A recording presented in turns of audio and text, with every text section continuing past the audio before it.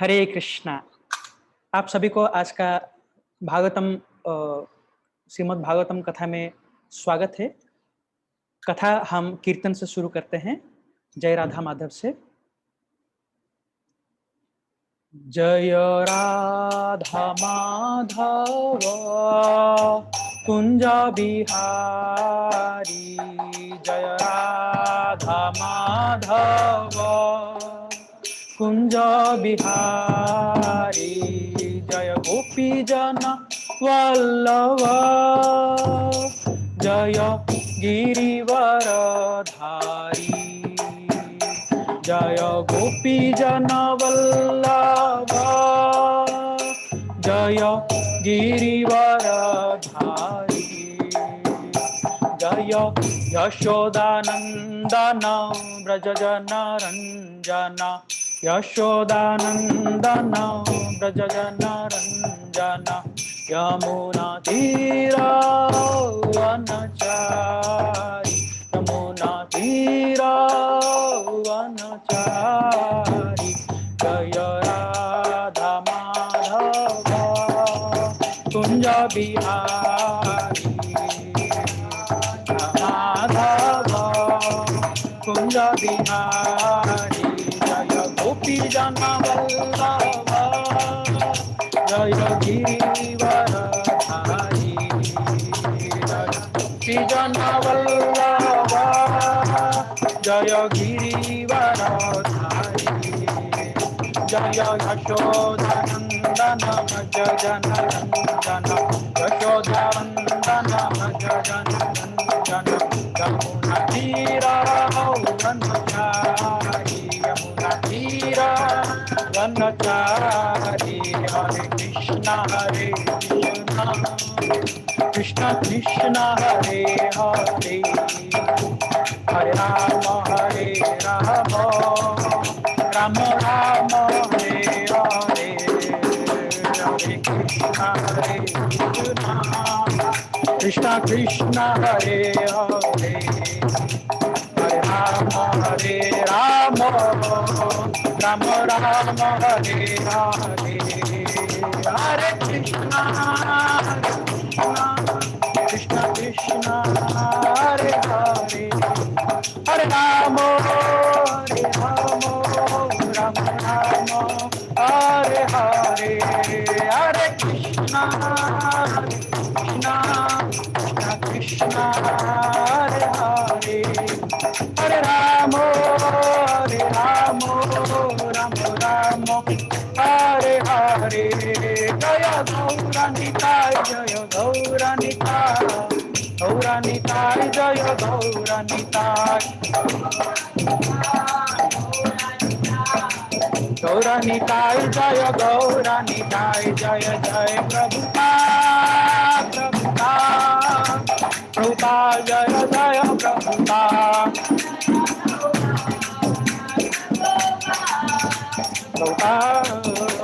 प्रभुपाद जय जय गुरुदेव गुरुदेव जय जय गुरुदेव,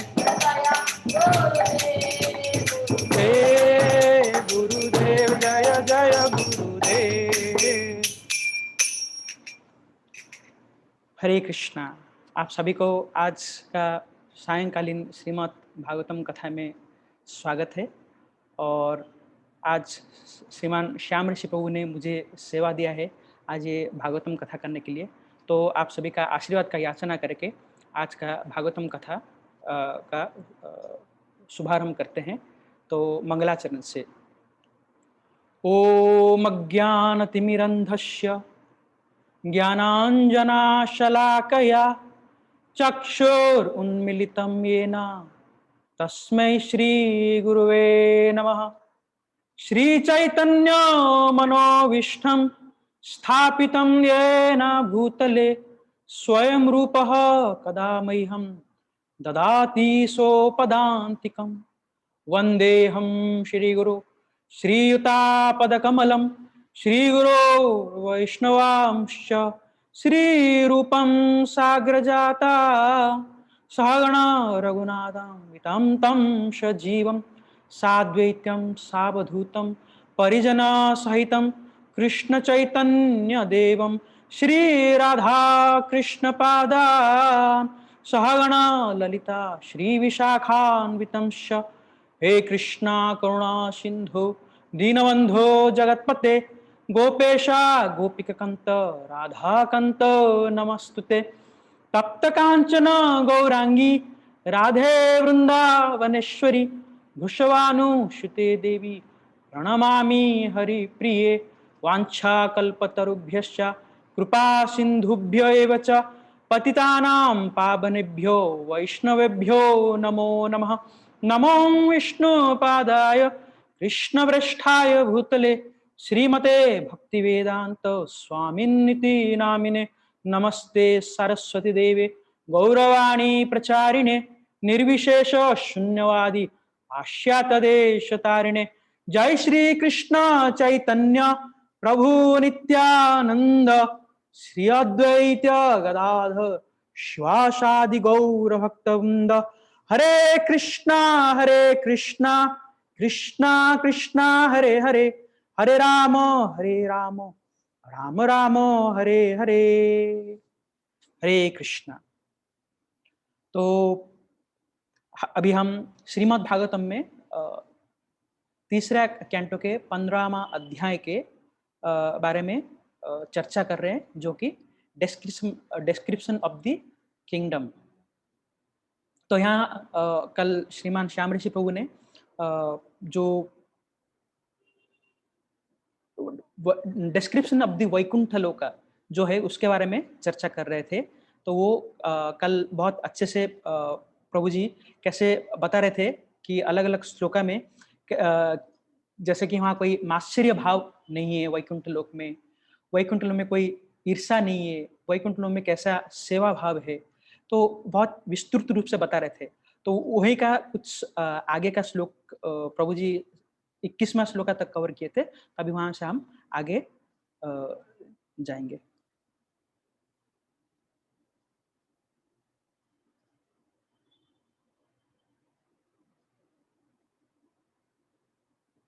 जैसे कि कल प्रभु जी बता रहे थे कि वैकुंठ लोक में वहाँ कॉन्स्टेंटली क्या होता है, भगवान के बारे में ही ग्लोरिफिकेशन होता है। चाहे कितना भी डिस्ट्रक्शन है, कुछ भी हो, वहाँ हमेशा भगवान का बारे में गुणानु भगवान के बारे में उनका भगवान के उनका क्या बोलते हैं, भगवान का ग्लोरीफाई करते रहते हैं हमेशा।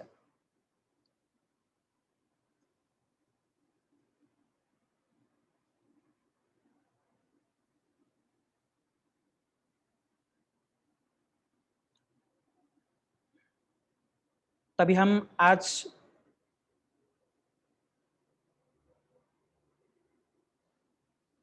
हम श्लोका नंबर 22 से शुरू करेंगे। तो वापिषु विदुर्मा तत्सव अमलम त्रपासु प्रेयशन्विता निजवने तुलसीभिरीशाम् अभ्यर्चति स्वकलम उन्माशम इक्षा वक्रताम् उच्छेसितां भगवती अमतांगा यत् Shri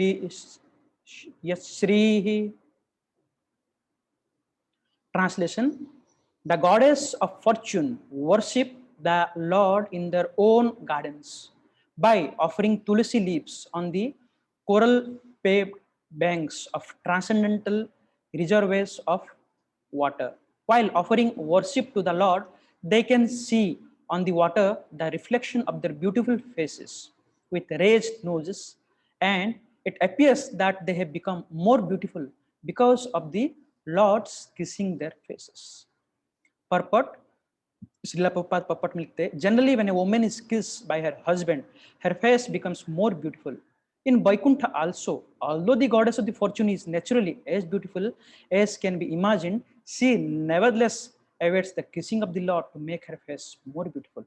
The beautiful face of the goddess of fortune appears in ponds of transcendental crystal water when she worships the Lord with tulsi leaf in her garden.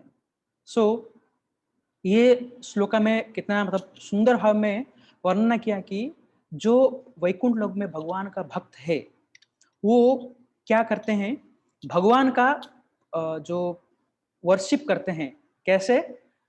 तुलसी दल के माध्यम से भगवान का वो वर्शिप करते हैं। तो नॉर्मली हम भौतिक जगत में देखते हैं कि कोई भी व्यक्ति अपना सुंदरता को बढ़ाने के लिए बहुत सारा एक्सटर्नल फैक्टर उसमें या एक्सटर्नल थिंग्स या एक्सटर्नल सिचुएशन को लेके आना पड़ता है वो बहुत सुंदर दिखने के लिए। लेकिन वैकुंठ लोक में या वैकुंठ जगत में ऐसा नहीं है। हालाँकि वहाँ के जो अप्सरा वैकुंठ लोक में जो भी निवासी है, जो भी भगवान के भक्त हैं, वो अत्यंत सुंदर है। फिर भी उनका सुंदरता और बढ़ाने के लिए वो ऐसा कुछ नहीं करते। खाली वो क्या करते हैं, भगवान का दृढ़ता से उनका पूजा अर्चना करते हैं। तो ये हम देख सकते हैं कि हमारा भक्तों के जीवन में भी आप देखे होंगे, जो भी हम नए-नए आते हैं या बाद में भी जब भक्ति में हम देखते हैं बहुत ही दूरदृष्टि से या बहुत ही अंदर आत्मा से हम देखते हैं भक्तों को या कोई महान-महान ब्रह्मचारी या ऐसे महान बड़े-बड़े सन्यासी को जब देखते हैं कि कैसे उनका मतलब चेहरे से कितना उज्जवल है, उनका बातों से, उनका कथाओं से कितना आनंद और कितना सुंदरता एक हमको अंदर से अनुभव होता है। तो ये है कि एक भक्त जो वैकुंठ लोक में निवासी वो सारे भगवान के भक्ति है। तो ऐसे ही जो भी भगवान के भक्त है, वो भगवान का भक्ति के माध्यम से भगवान का नाम जप करके, भगवान का कीर्तन करके, भगवान का कथा सुन के, भागवतम का जो उनका मनन करके, भागवतम का कथा श्रवण करके, वो इतना अपने आप over a period of time साल उनका जो क्या बोलते हैं उनका साधना के माध्यम से वो इतना सुंदर हो जाता है कि उनको बाहर से कोई ऐसा कुछ करने की ज़रूरत नहीं पड़ता है कि सुंदर दिखने के लिए। खाली उनके कथा के माध्यम से, उनका स्माइल के माध्यम से, उनका तेज ऐसे प्रकट होता है कि कोई भी उनको देख के उनके बातों से बहुत ही जल्दी सरलता से तुरंत उनका कुछ ही बात सुनकर उनसे बहुत ही प्रसन्न हो जाता है और उनसे मुग्ध हो जाते हैं। ये है सुंदरता। तो ये भक्तों का एक गुण है कि खाली भगवान का भक्ति वगैरह करके भी वो इतना सुंदर बन सकता है। उनको अपने तरफ से कोई प्रयास करने की ज़रूरत नहीं है, बाहर से कुछ कॉस्मेटिक्स या कुछ सुंदरता चीज़ अप्लाई करके सुंदर दिखने के लिए। भक्त ऐसे ही सुंदर दिखते हैं, तिलक लगाकर या एक भक्त का वेश निवारण करके और उसके अलावा भक्ति का अंग पालन करके। फिर अगले श्लोक में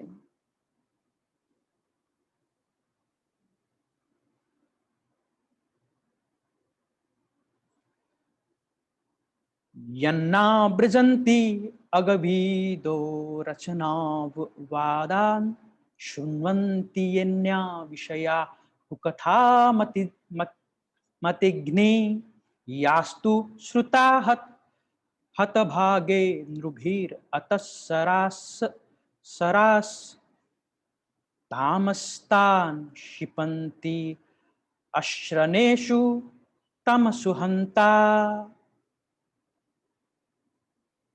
Translation: it is very much regrettable that unfortunate people do not discuss the description of the Vaikuntha planets, but engage in topics which are unworthy to hear and which bewilder one's intelligence. Those who give up the topics of Vaikuntha and take the talks of the material world are thrown into the darkest region of ignorance. तो यहाँ वैकुंठ लोक कौन प्राप्त नहीं कर सकता और उनका क्या गति होता है, इसके बारे में ये पर्पट में, ये ट्रांसलेशन में श्रीला प्रभुपाद बताते हैं। तो इसमें पर्पट में श्रीला प्रभुपाद बहुत ही सुंदर तरीके से बताते हैं। The most unfortunate person are the impersonalists who cannot understand the transcendental variegatedness of the spiritual world.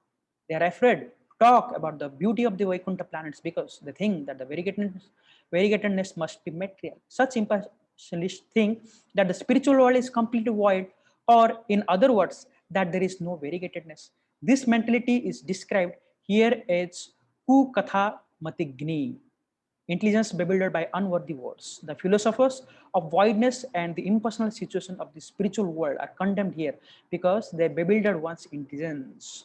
तो ये है जो मायावादी सन्यासी है, जो मायावादी व्यक्ति है, वो कभी भी ये जो आध्यात्मिक जगत में इतना जो भिन्नता है, इतना जो बहुत ही अभी जो हमने सुना है आध्यात्मिक जगत में ऐसा होता है, ट्रांसेंडेंटल एरोप्लेन्स, इतना सारे पुष्प वगैरह होता है, इतना सुंदर सुंदर नदी प्रवाह होता है, जल प्रपात है, और वहाँ का जो कैसे विमान वगैरह के बारे में वर्णन किया गया है, कितना वेरीगेटेडनेस है। तो ये मायावादी क्या बोलते हैं, एवरीथिंग इज वॉइड, कुछ है नहीं ना, ब्रह्म सत्य जगत मिथ्या।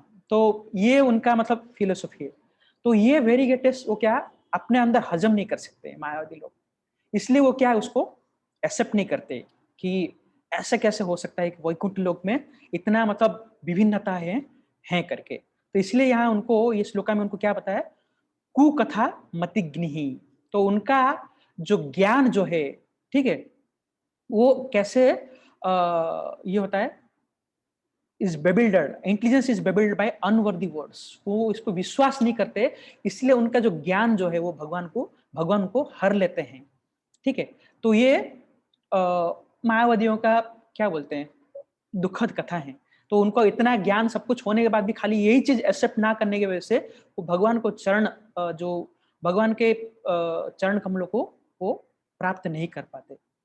ठीक है, सो तो ये बताया गया है कि ये जो मेटेरियल वर्ल्ड जो है, ठीक है, which is full of variegatedness, and they say that there is no variegated in spiritual world. तो हमने भगवत गीता में 15वें अध्याय में भी पढ़ा है, जैसे कि वो एक अश्वत्थ वृक्ष है जो उसका विपरीत जैसे है, उसका रूट्स वगैरह अप है, ब्रांचेस वगैरह सब डाउन है। तो ये क्या है, एक्चुअली स्पिरिचुअल वर्ल्ड में जो चीज है उसी का एक विपरीत है, जो कि ये यहाँ जो है दैट इज एक दैट इज नॉट ट्रू, एक इल्यूजन है। बट वो सही चीज जो है वो आध्यात्मिक जगत में है, लेकिन मायावादी जो है इसको एक्सेप्ट करने के लिए बिल्कुल तैयार नहीं है। तो इसलिए ये भागवतम में ये पर्टिकुलर वर्स में ये बताया गया कि ना, जो आध्यात्मिक जगत जो है भगवान का, वो ऐसा मतलब कुछ ऐसे मिथ्या नहीं है। देयर इज एवरीथिंग, जो वेरीगेटेडनेस इस जगत में है उसमें संपूर्ण मात्रा में वो आध्यात्मिक जगत में है। और प्रभुपाद आगे बताते हैं कि जो ऐसे जो व्यक्ति है, मायावादी व्यक्ति हो गया और बड़े बड़े ज्ञानी व्यक्ति हो गए, बहुत जो अपने आप को बहुत ही साइंटिस्ट या बहुत बड़े फिलोसोफर जो सोचते हैं, लेकिन भगवान का पूर्ण ज्ञान नहीं है, वो क्या करते हैं कि ये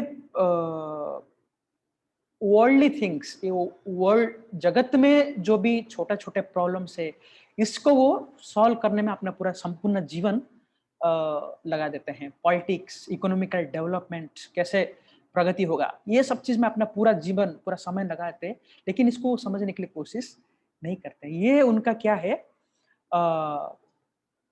दुर्भाग्य है। तो ऐसा व्यक्ति कभी भी वो स्पिरिचुअल वर्ल्ड प्राप्त नहीं कर सकते, और वो हमेशा यही जगत में घन अंधकार में, मतलब अंधकूप में रहेंगे। ठीक है, हम नेक्स्ट श्लोक में जाएंगे।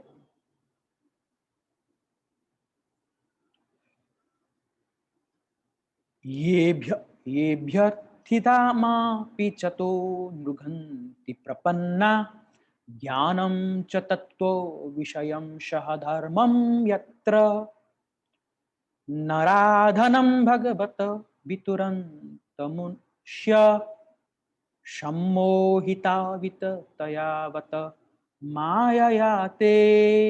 Translation: Lord Brahma said, "My dear demigods, the human form of life is of such importance that we also desire to have such life." For in the human form, one can attain perfect religious truth and knowledge. If one in this human form of life does not understand the Supreme Personality of Godhead and his abode, it is to be understood that he is very much affected by the influence of external nature. तो ये ब्रह्मा जी अवगत कराते हैं कि कैसे हमारा मनुष्य जन्म कितना दुर्लभ है, दुर्लभ मानव जन्म। तो ये हमको समझना आना चाहिए। ब्रह्मा जी भी बताते हैं कि कितना मतलब कितना ये दुर्लभ है मनुष्य जन्म। ठीक है, तो पॉपट में श्रीला प्रभुपाद बताते हैं, Brahma ji condemns very vehemently the condition of the human being who does not take interest in the personality of Godhead and his national abode Vaikuntha. The human form of life is desired even by Brahma, and the other demigods have much better material bodies than human beings. Yet the demigods, including Brahma, nevertheless desire to attain the human form of life because it is specially meant for the living entity who can attain transcendental knowledge and religious perfection.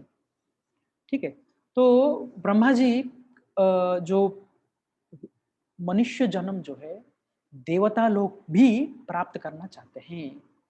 जैसे श्रीमान श्याम ऋषि को कई बार बताए हैं कि जो स्वर्ग लोक है, मर्त्य लोक से छोड़कर ऊपर जितना भी लोक है, वहाँ इतना संभोग करने के लिए, इतना आनंद लेने के लिए, इतना आयु है, इतना सुंदरता है, इतना सब कुछ संभोग करने के लिए है कि वहाँ जाएगा तो भगवान के बारे में चिंतन करने के लिए उसको थोड़ा सा भी एक अंदर से इच्छा प्रकट नहीं होगा। क्यों? क्योंकि हमें संभोग करने के लिए इतना सारा माध्यम है, इतना सारा रास्ते हैं। तो कैसे एक व्यक्ति जब उसके पास इतना सारा फैसिलिटी, इतना कुछ सब रहेगा तो वो भगवत भक्ति कर सकता है। इसलिए वहाँ देवी देवता लोग जो है इवन अप टू ब्रह्मा लोग सब चाहते हैं कि हमको भी ये मनुष्य जन्म मिल जाए, क्योंकि ये बहुत ही दुर्लभ तो है ही और बहुत आसान तरीके से हम ये मनुष्य जन्म में भगवत धाम को प्राप्त कर सकते हैं, जो कि बहुत जन्म वहाँ रहने के बाद भी, इतना लंबा आयु होने के बाद भी वहाँ भगवत चिंतन करना, भगवान के बारे में धारणा चिंतन करना, भगवान का धारणा करना, भगवान का भक्ति करना बहुत ही कठिन है। लेकिन हमारा जो मनुष्य जन्म मिला है, इसमें हमको एटलीस्ट ये समझ लेना चाहिए कि हमारा गोल क्या है। जैसे ब्रह्मा जी लोग भी इतना सबसे जो संपूर्ण जगत का क्रिएटर है, मेटेरियल वर्ल्ड का क्रिएटर है, वो बोल रहे हैं कि ये ह्यूमन बोल रहे हैं कि कितना इंपॉर्टेंस है ह्यूमन लाइफ। तो हमको ये समझना चाहिए कि कृष्णा कॉन्शियस हमको जो मिला है भक्ति में, कि कितना सीरियस होना चाहिए कि महान जो भक्त है, भगवान का जो शुद्ध भक्त है, वो लोग भी हमको ये सब एक-एक बता दे, मतलब इस श्लोक के माध्यम से ये इसके बारे में हमको बता रहे कि ये हमको कितना बड़ा बोन आशीर्वाद मिला है मनुष्य जन्म में, कि ताकि हम ये क्या बोलते हैं, क्योंकि ये भौतिक जगत क्या है, एक ओशियन है ना, बड़ा सा ओशियन जैसा है, और हम नौका के माध्यम से और हमारा जो आध्यात्मिक गुरु जो है वो इसका कैप्टन, एक्सपर्ट कैप्टन, उसके माध्यम से अगर क्रॉस करेंगे तो वो हमको सही डायरेक्शन में ये क्रॉस करके यहाँ से लेके जा सकते हैं। ठीक है, जैसे ये जो जब हम नौका में जाते हैं तो हवाएं जो है दैट इज स्क्रिप्चर्स, ठीक है, एंड आध्यात्मिक गुरु जो है वो हमको रास्ता दिखाने के लिए है। ठीक है, तो ये नौका रूपी जो ये में हमारा आध्यात्मिक गुरु के साथ और ये आध्यात्म ये शास्त्र के माध्यम से हम बहुत ही आसानी तरीके से ये जगत से पार होके हम भगवत धाम जा सकते हैं। लेकिन हमको इतना हम क्या बोलते हैं, जब कोई चीज बहुत आसानी से मिल जाता है तो उसका कोई वैल्यू नहीं रहता है कि नहीं। हम भक्तों को भी आसानी से मिल गया बहुत, कृष्णा कॉन्शियसनेस देखेंगे तो कोई बोल दिया प्रसाद के माध्यम से हम आ गए और प्रसाद चक चक के भक्ति में आ गए, बट फिर भी काश एटलीस्ट मेरे में तो नहीं वो अभी तक सीरियसनेस। आप लोगों का थोड़ा प्रार्थना हो रहा है तो मैं थोड़ा सीरियसली भक्ति वगैरह करने का प्रयास कर सकता हूँ। तो अभी भी चल रहा है धीरे धीरे धीमे धीमे भक्ति, थोड़ा थोड़ा पढ़ना, थोड़ा थोड़ा जप करना, और वो सीरियसनेस अभी भी हम में वो नहीं आए। ह्यूमन नेचर इतना रेयर है, इतना मतलब डिफिकल्ट, मतलब दुर्लभ मिलता है। 84 लाख योनि क्रॉस करने के बाद ये मनुष्य जन्म मिलता है। क्यों? श्री निताय गौरांग महाप्रभु की जय। कि ये करने के बाद मनुष्य योनि मिलता है। फिर भी हम ये मनुष्य जन्म में कृष्ण भक्ति मिलने के बाद भी इतना दृढ़ता से हम अपना भक्ति नहीं करते। तो इसलिए हमको ये सारा फैसिलिटी को मतलब ये जो हमको मिल रहा है, भगवान का भक्ति करने का माध्यम मिल रहा है, दृढ़ता से हमको करने की प्रयास करना चाहिए। नहीं तो हम क्या कर रहे हैं? स्पिरिचुअल सुसाइड कर रहे हैं, भक्ति में आने के बाद भी। ठीक है? तो इसलिए हम ये माया के जगत से दूर होने के लिए तो ब्रह्मा रिग्रेट्स कर रहे हैं कि मनुष्य जन्म इतना मिलने के बाद भी ये लोग भक्ति नहीं कर पा रहे। अगले श्लोक।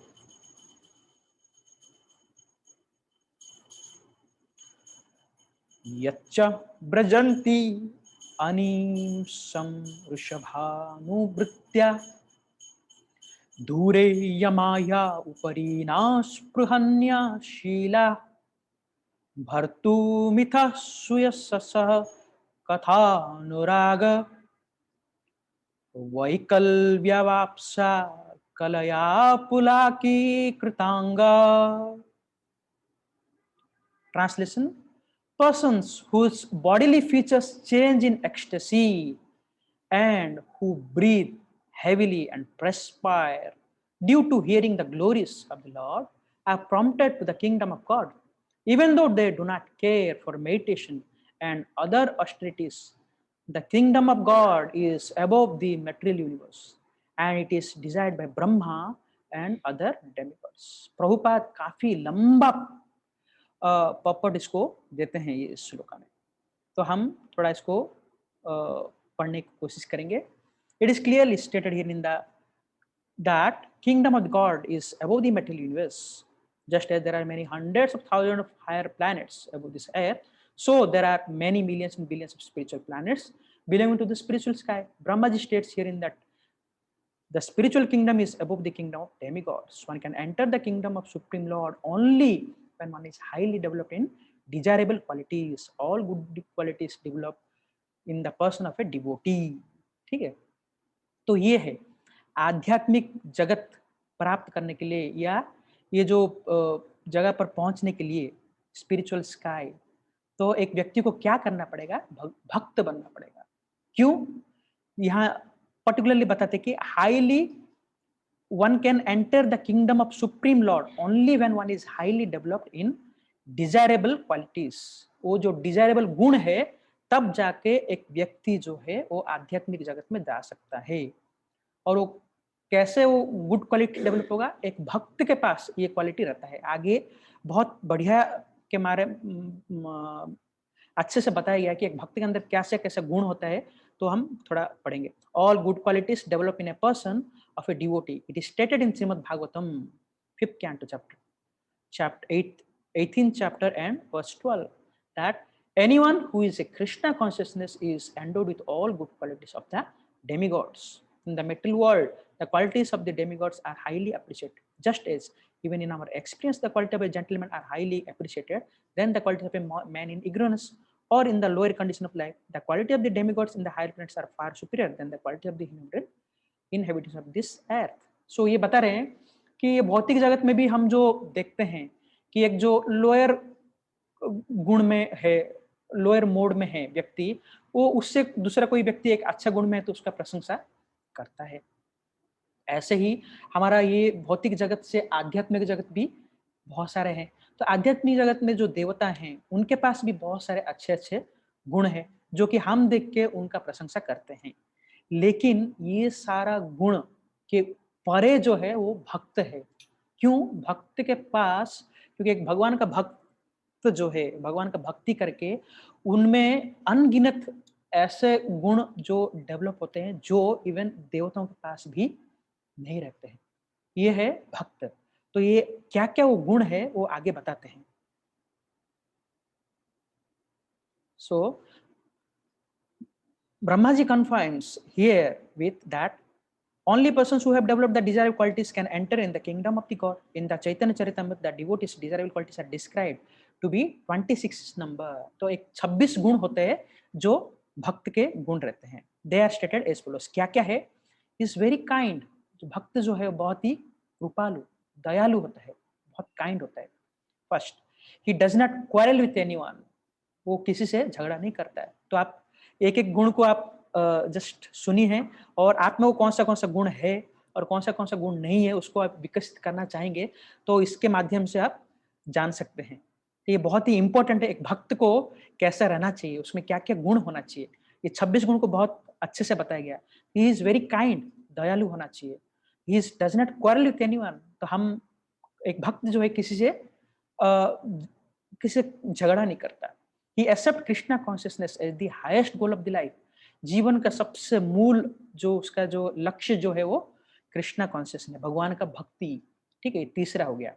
देन चौथा, he is equal to everyone, मतलब वो ये नहीं सोचता है कि मैं भक्ति कर रहा हूँ, मैं सबसे बड़ा हूँ, मुझे ये सब भक्ति का मार्ग पता चल गया, ये लोग तो मांसाहार कर रहे हैं, ये लोग तो ऐसे मद्यपान कर रहे हैं, ये जुआ खेल रहे हैं, इनमें क्या क्वालिटी है? But he seize everybody equally, ठीक है? मतलब मेरे में मैं भक्ति कर तो रहा हूँ बट उसके अंदर वो विनम्र भाव है, फिर भी मैं इतना कुछ ये नहीं हूँ कि मैं भी सबसे बड़ा हो गया करके। He is equal to everyone. Then 5वां, no one can find fault in his character. एक भक्त ऐसा रहता है कि उसके अंदर आप कोई फॉल्ट फाइंड नहीं कर सकते। वो कब हो सकता है? जब भक्त क्या बोलते हैं, कभी वो डुप्लिसिटी मेंटेन नहीं करेगा, जो है ट्रूथफुलनेस रहेगा, तब कभी भी वो मतलब उसके अंदर कोई फॉल्ट नहीं कर सकता। जो बोलते हैं वही वो करता है, मन, वाचा एंड काया, ठीक है? मन से जो बोलता है, मन में जो है, जो बोलता है, जो करता है, ये तीनों चीज़ को वो एकाग्र होके वो पालन करता है, ठीक है? Next quality, he is magnanimous. वो बहुत ही भक्त जो है, क्योंकि भगवान भक्ति करने वाले थे, वो बहुत ही मैग्नानिमस हो जाता है। मैग्नानिमस मतलब इसका मैं हिंदी वर्ड में नहीं कह पा रहा हूँ। इसको आगे चर्चा करेंगे मैग्नानिमस का। माइल्ड एंड ऑलवेज क्लीन, एक भक्त जो है हमेशा एक शुद्ध रहने की कोशिश करे। कैसे शुद्ध? खाली मन से ही नहीं, बहिर्भाव से, अंत और मन दोनों से अपने आप को क्लीन नहीं रखता है, internally and externally. He does not profess to possess anything in this material world. भौतिक जगत में बहुत कुछ संचित करके मैं बहुत बड़ा धनवान बनूंगा, ऐसा कभी उसके अंदर इच्छा नहीं रहता। वो चाहता है कि जो भी मुझे मेरा कर्म के हिसाब से जो भी मुझे मिलता है वो भगवान मुझे देंगे, वो उसके हिसाब से वो अपना कार्य करता है, ठीक है? और वो जो भी उसको प्राप्त होता है उससे वो संतुष्ट रहता है, ना कि एक भौतिकवादी व्यक्ति जैसे संपूर्ण कार्य करके, जैसे एक गधे के जैसे कार्य करके पूरा समय 24 घंटा पूरा गर्दभ जैसे काम करके पूरा इकट्ठा करके धन, लास्ट में उसको एन्जॉय भी नहीं कर पाता। तो ऐसा भक्त कभी भी अपना समय नष्ट नहीं करता, ठीक है? He is the benefactor of all living entities, ठीक है? तो वो सारे जो भी जीव है, उन सबका भला सोचता है, ये है भक्त।